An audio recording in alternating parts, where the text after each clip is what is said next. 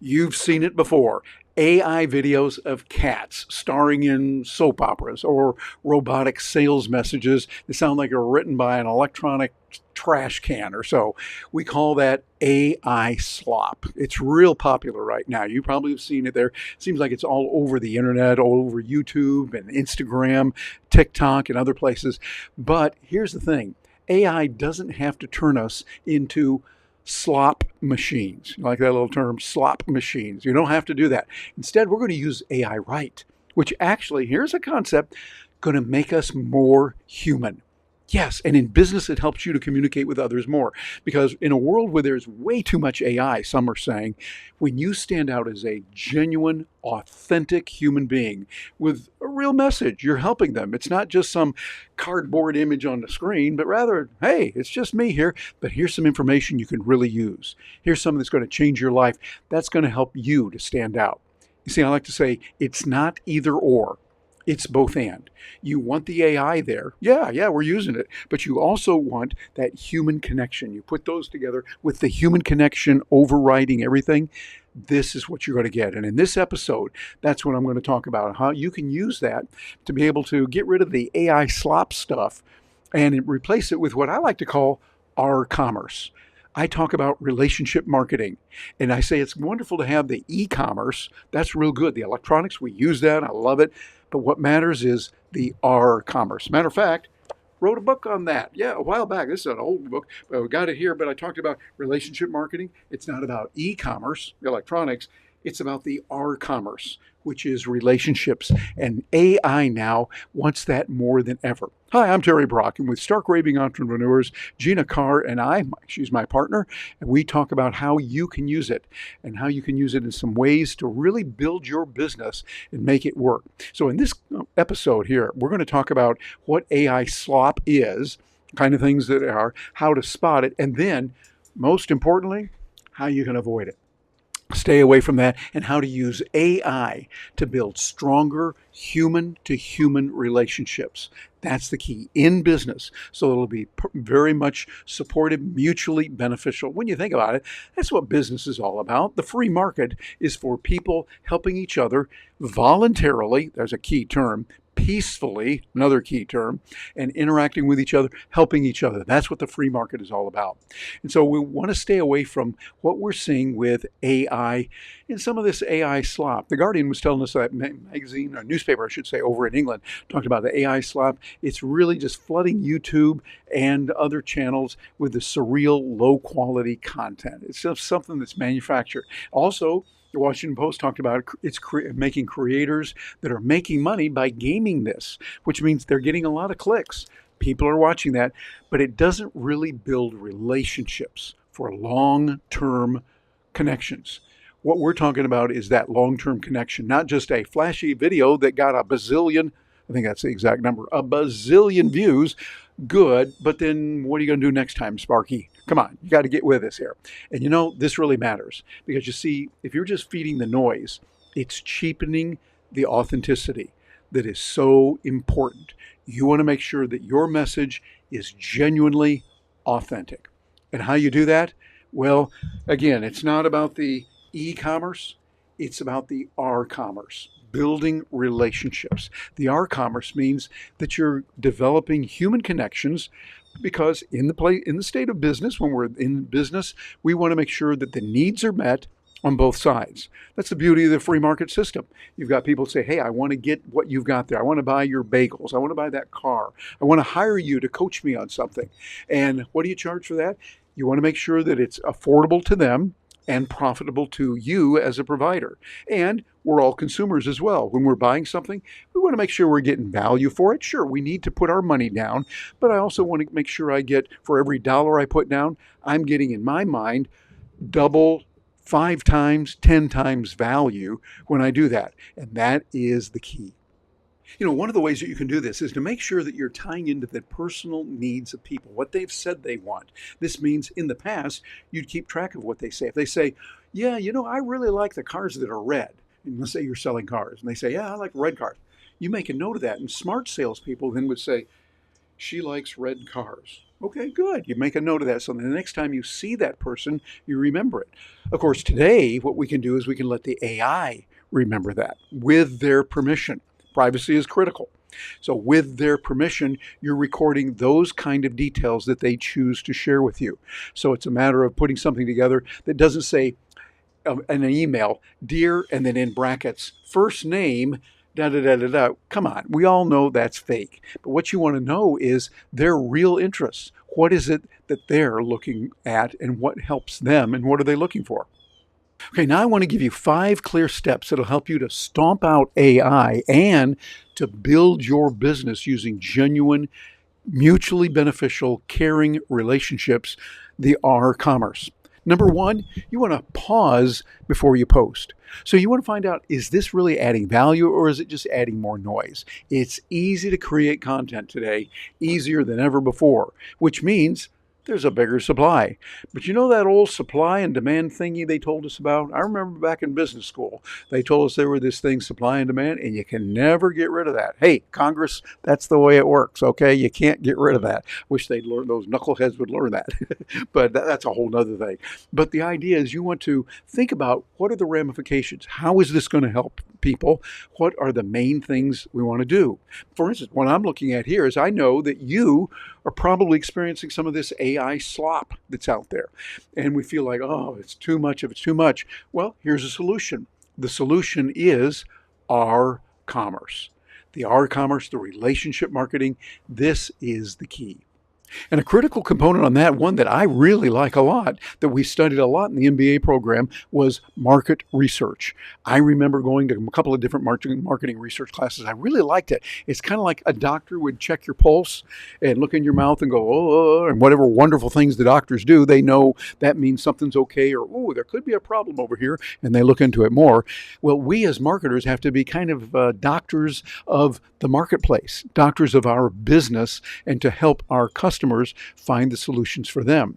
What you want to do is use your research. That's where we like tools like ChatGPT and their deep research. Oh my goodness, really in depth.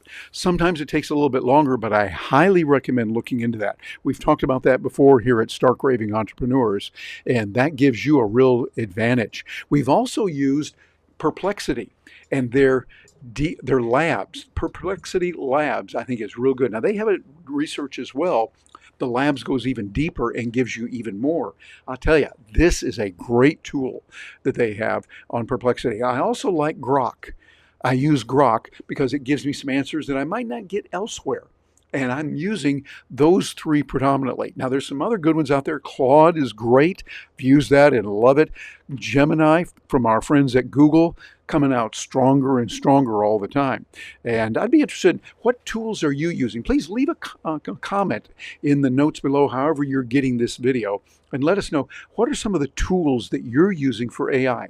Is it ChatGPT, Perplexity, Gemini, Claude, maybe some others as well? Would love to hear from you on that. And here's something else that can help you that is really good. It's double down on storytelling.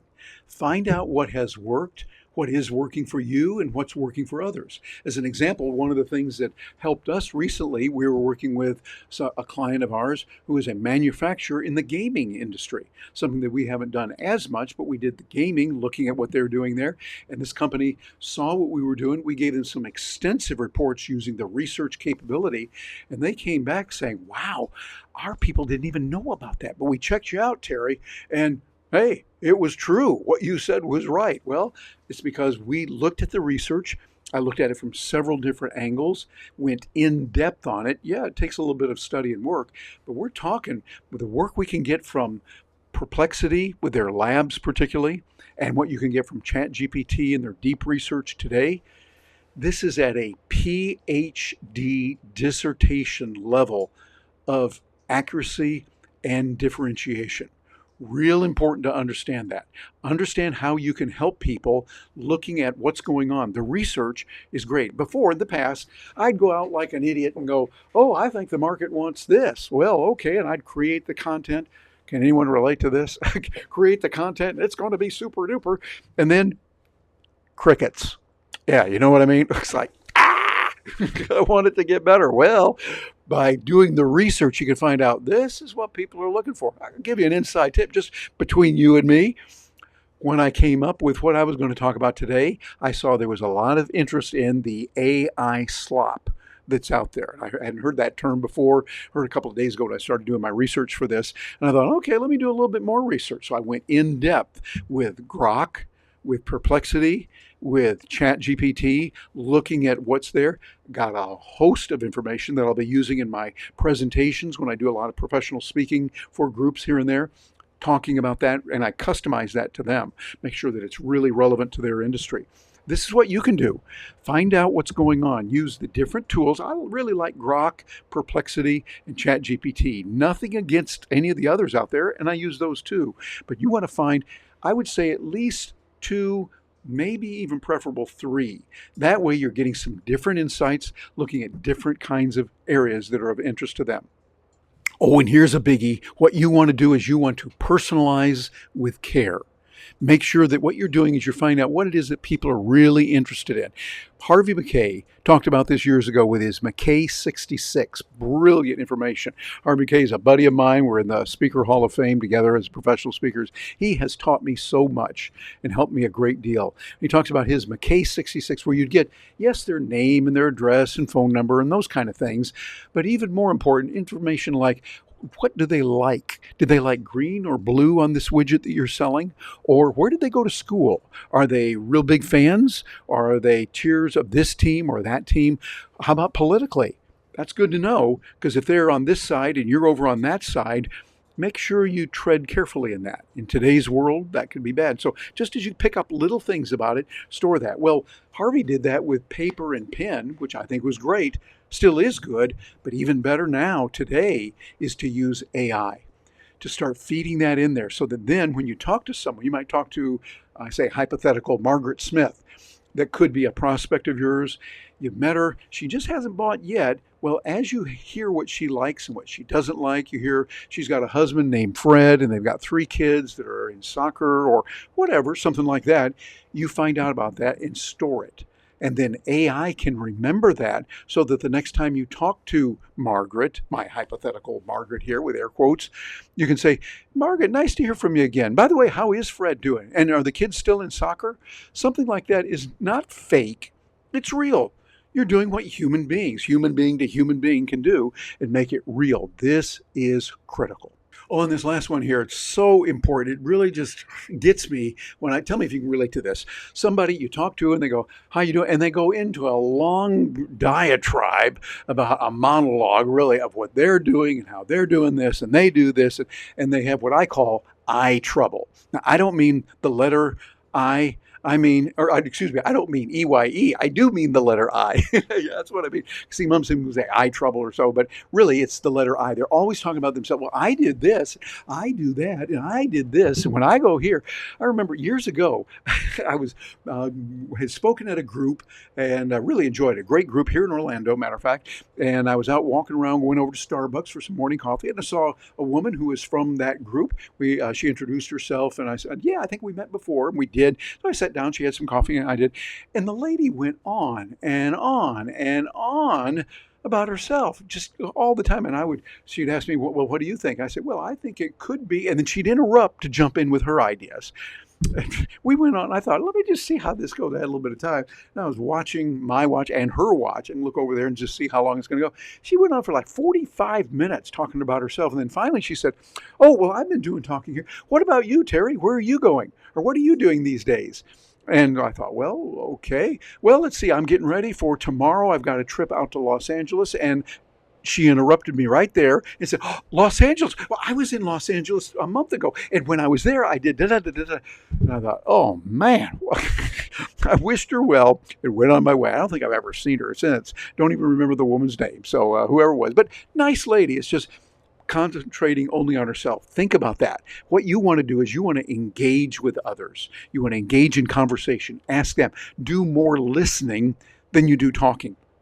Don't make it a monologue. I remember I was at a recent club here in Orlando, business club, and got together, and the person I was talking to just went on and on and on about himself and what he was doing. And we were talking about some issues. We got into a little bit of the politics. He would just go on and on and on. And I was saying, hey, hey, hey, hey, it's me here talking. And he would just keep going as if he were talking to a robot. I thought, look, if you're going to do that, Sparky, just go over there and talk to the wall. You might as well, because this is not caring, not genuinely interested. A real professional interested in our commerce, relationship marketing is going to ask more questions. I like the idea of 4-to-1. 4 questions asking about them to every one time you talk about yourself. That's not a rigid rule, but something like that can be really, really important. Think about it. Let me know in the comments below what you think about that whole approach and maybe any experiences that you've bumped into similar. So here's the important thing we want to remember from this. AI slop really is just the cruddy, no good fast food for the mind. There's some fast food that is good, but a lot of it is not, and that is not. You don't want that. Our commerce is a wonderful, delicious, nutritious, home-cooked meal where you build relationships. As if you had come over to our place here, and Gina and I were here, and we're in our condo looking out over the city of Orlando, and we say, hey, that was great. Come on into the family room, and let's talk about something. What's your beverage of choice? So I have some water. That's my favorite. The water, or whatever it might be for you, that's okay. We sit down, we have a nice, meaningful conversation with people who really care about what we're talking about. That's what you need to do in your marketing and using AI. Ask those people who are with you what it is that's going on with them. And one thing I'd like to do is to ask you about what is going on, what has helped you, and what kind of things have been most beneficial to you. Because we're here to help you. We being Gina Carr and me at Stark Raving Entrepreneurs. You go over to starkravingentrepreneurs.com. You'll find out what we have for you to really help you develop the R-commerce and to make something of that can really help you. And we've got a special gift for you here, a tool that can help you and your team get up to speed on several AI packages. It's at AITools4biz.com. And remember, that is AI Tools, all in lowercase, the number 4, biz.com. AITools4biz.com. If you're catching this on audio, then just type that in over at your on your browser. You'll see it come up. And this is going to give you some really good information that'll help you ongoing on how to work with AI and what to do. AI is powerful. It's not taking the place of humans when done the right way. It is helping humans empowered to be closer and better in communication with other human beings. Mutually beneficial relationships that are peaceful. As long as it's peaceful, it's fine with me. You get out of the peaceful realm, I'm going to have some problems with that. Doing anything you want to do, as long as you don't harm others, you don't take their stuff. That's what we talk about here at Live and Let Live for Stark Raving Entrepreneurs. And hey, we got some other information for you as well that's going to help. Got another video that's right over here that's going to show you how to get started with that and how you can work with it and make AI a tool that will work for you. Let me know what you think of this. I really look forward to hearing from you. I'm Terry Brock. Thank you very much for joining me today.